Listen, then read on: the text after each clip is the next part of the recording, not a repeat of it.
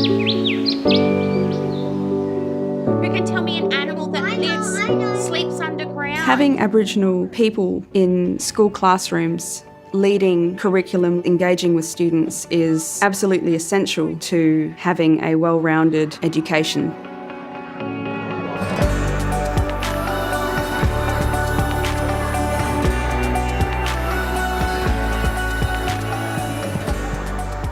So let's pretend you've got a cut. Having Jess here, it's just really a fresh, contemporary perspective. I think a lot of children can, even in the media, you can see some stereotypes out there. And for young children, often they don't really understand that could be a bias. Seeing Jess come in and really interact, answer their questions openly and honestly, and really help explain to them Aboriginal perspective is a real key thing.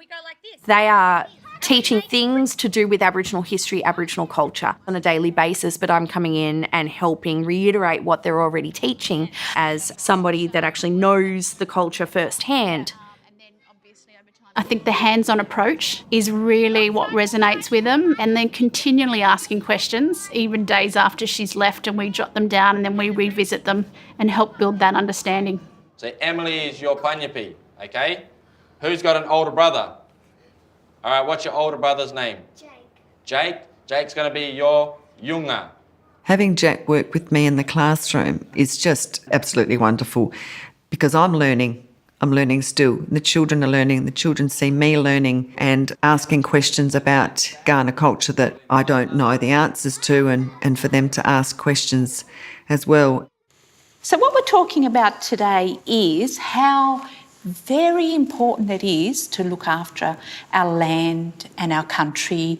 Having Viv here has been, I guess we say we had a bit of a cake to start with that we were working with, but Viv is the filling in the cake and the icing on the cake. She has provided the context for us to move forward in a way that allows for rich and deep understandings. She's opened people's minds and allowed us to move forward on this journey. And when I say us, I mean the staff and the children and the community. Did you think about it in a different way? Did you talk to anyone? My role here is to educate not only the children but the adults as well, the teachers, the community. They talk about something out of their culture, then we bring it back and we discuss it together. So it's really important for somebody that has been talking to their elders and getting all that information passed down and then able comfortably and confidently and excitingly to draw them in.